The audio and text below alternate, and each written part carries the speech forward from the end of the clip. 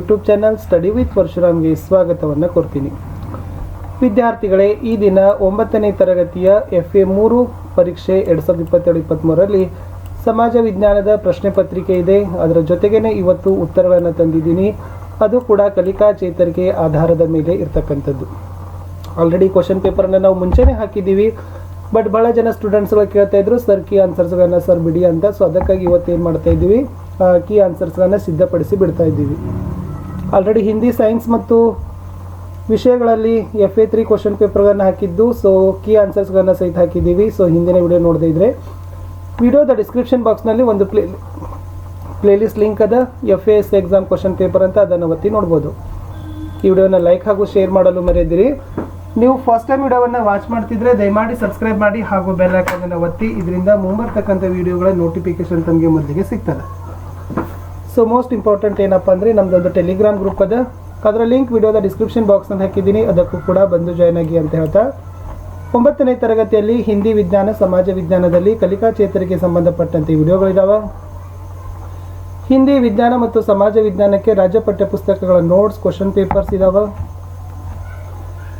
ಒಂದು ಸಾರಿ ನೀವು ನಮ್ಮ ಚಾನಲ್ನ ಪ್ಲೇಲಿಸ್ಟ್ಗೆ ಹೋಗಿ ಭೇಟಿ ಕೊಟ್ಟಿದ್ದೆ ಆದರೆ ಸೊ ನಿಮಗೆ ಬೆನಿಫಿಟ್ ಆಗ್ತಕ್ಕಂಥ ವಿಡಿಯೋಗಳು ನಿಮಗಾಗಿ ಇದ್ದಾವೆ ಅಂತ ಹೇಳ್ತಾ, ಸೊ ಇಂದು 9ನೇ ತರಗತಿಯ FA 3 ಕ್ವಶನ್ ಪೇಪರ್ ವಿತ್ ಆನ್ಸರ್ಸ್ಗಳನ್ನು ನೋಡುವ.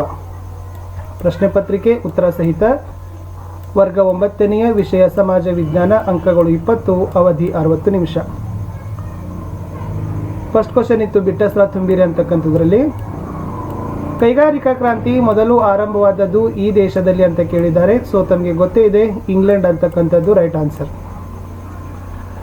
ಎರಡನೇ ಪ್ರಶ್ನೆ ಇತ್ತು, BSFನ ವಿಸ್ತೃತ ರೂಪ ಕೇಳಿದ್ರು. ಗಡಿ ಭದ್ರತಾ ಪಡೆ ಅಂತ ಕರೀತಾರೆ. ಸೊ ಅದನ್ನೇ ಇಂಗ್ಲಿಷ್ನಲ್ಲಿ ಬಾರ್ಡರ್ ಸೆಕ್ಯೂರಿಟಿ ಫೋರ್ಸ್ ಅಂತಲೂ ಕೂಡ ಕರೀತಾರೆ. ಬಾರ್ಡರ್ ಸೆಕ್ಯೂರಿಟಿ ಫೋರ್ಸ್, ಗಡಿ ಭದ್ರತಾ ಪಡೆ ಕನ್ನಡದಲ್ಲಿ.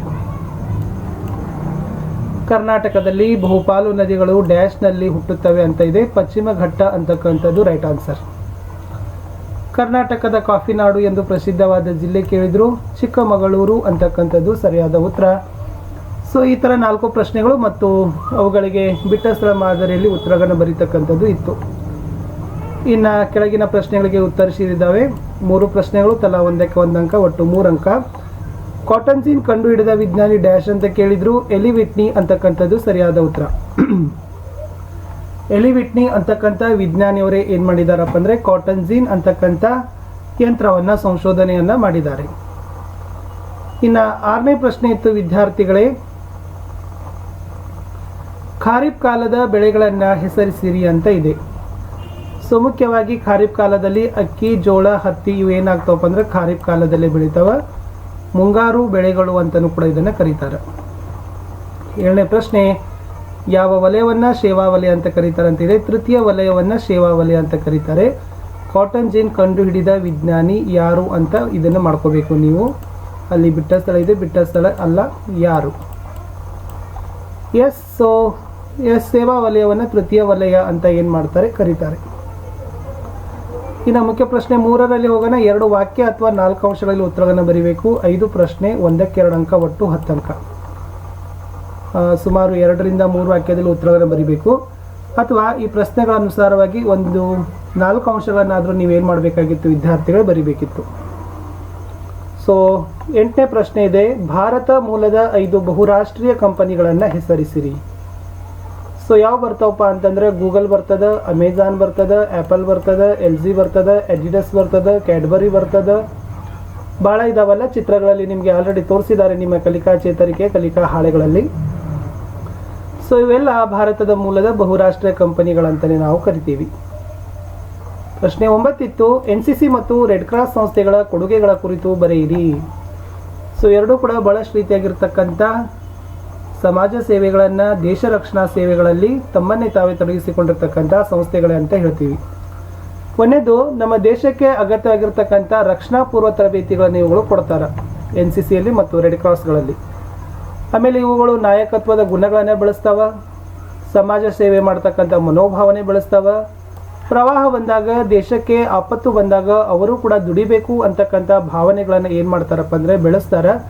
ಅಗತ್ಯ ಬಂದಾಗ ಈ NCC ಮತ್ತು ರೆಡ್ ಕ್ರಾಸ್ ಸಂಸ್ಥೆಗಳ ಸಹಾಯವನ್ನು ಸಹಿತ ಸರ್ಕಾರ ಏನು ಮಾಡ್ತದೆ, ವಿದ್ಯಾರ್ಥಿಗಳು ಪಡೀತದೆ. ಪ್ರಶ್ನೆ 10, ಕರ್ನಾಟಕದಲ್ಲಿ ಕೃಷ್ಣಾ ಮತ್ತು ಕಾವೇರಿ ನದಿಗಳು ಪೂರ್ವಾಭಿಮುಖವಾಗಿ ಹರಿಯಲು ಕಾರಣವೇನು? ವಿಶೇಷವಾಗಿ ಈ ನದಿಗಳು ಪಶ್ಚಿಮ ಘಟ್ಟದಲ್ಲಿ ಉಗಮವಾಗ್ತಾವ, ಪೂರ್ವಾಭಿಮುಖವಾಗಿ ಹರಿದು ಬಂಗಾಳ ಕೊಲ್ಲಿಯನ್ನು ಸೇರ್ತಾವ, ಪಶ್ಚಿಮಕ್ಕೆ ಹರಿದು ಅರಬ್ಬಿ ಸಮುದ್ರವನ್ನು ಸೇರ್ತಾವ ಅನ್ನೋ ಅಂಶವನ್ನು ನೀವು ಬರಿಬೇಕಿತ್ತು. ಪ್ರಶ್ನೆ 11, ಮಣ್ಣಿನ ಸಂರಕ್ಷಣೆಗಾಗಿ ನೀವು ಕೊಡುವ ಸಲಹೆಗಳನ್ನು ಪಟ್ಟಿ ಮಾಡಿರಿ. ಸೊ ಫಸ್ಟ್ ಅರಣ್ಯೀಕರಣ ಬರೀಬಹುದು, ಅತಿಯಾಗಿ ಮೇಯಿಸೋದನ್ನು ನಿಲ್ಲಿಸಬೇಕು, ಮಾನವನ ಅತಿಯಾದ ಚಟುವಟಿಕೆಗಳ ಮೇಲೆ ನಿಯಂತ್ರಣ ಹೇರಬೇಕು, ಗಣಿಗಾರಿಕೆಯನ್ನು ನಿಷೇಧ ಮಾಡಿದ್ರೆ ಮಣ್ಣಿನ ಸವಕಳಿ ಏನು ಆಗ್ತದಪ್ಪ ಅಂತಂದರೆ ತಪ್ತದ, ಮತ್ತು ಮಣ್ಣಿನ ಸಂರಕ್ಷಣೆಗೆ ನಾವು ಇಷ್ಟು ಸಜೆಷನ್ಸ್ಗಳನ್ನು ಏನು ಮಾಡ್ಬೋದು, ಕೊಡ್ಬೋದು. 12ನೇ ಪ್ರಶ್ನೆ ಇತ್ತು, ಪ್ರಾಥಮಿಕ ವಲಯ ಅಂದರೆ ಏನು, ಈ ವಲಯದಲ್ಲಿ ಬರೋ ಚಟುವಟಿಕೆಗಳನ್ನು ಪಟ್ಟಿ ಮಾಡಿ. ಪ್ರಕೃತಿಯಿಂದ ನೇರವಾಗಿ ಉಪಯೋಗ ಪಡೆದು ಮಾಡ್ತಕ್ಕಂಥ ಉದ್ಯೋಗಗಳನ್ನೇ ಪ್ರಾಥಮಿಕ ವಲಯ ಅಂತ ಕರಿತೀವಿ. ಕೃಷಿ, ಮೀನು ಹಿಡಿಯೋದು ಇವೆಲ್ಲ ಏನಪ್ಪ ಅಂದರೆ ಪ್ರಾಥಮಿಕ ವಲಯದಲ್ಲಿನೇ ಬರ್ತವೆ.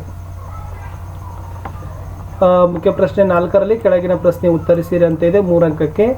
ಕರ್ನಾಟಕದ ನಕ್ಷೆ ಬಿಡಿಸಿ ಕೆಳಗಿನ ನದಿಗಳನ್ನು ಗುರುತಿಸಿ ಅಂತ ಹೇಳೋದು ಕೃಷ್ಣ, ಕಾವೇರಿ, ಭೀಮಾ ಮತ್ತು ಭದ್ರಾ ನದಿಗಳನ್ನು ಗುರುತಿಸಲಿಕ್ಕೆ ಹೇಳಿದ್ದಾರೆ.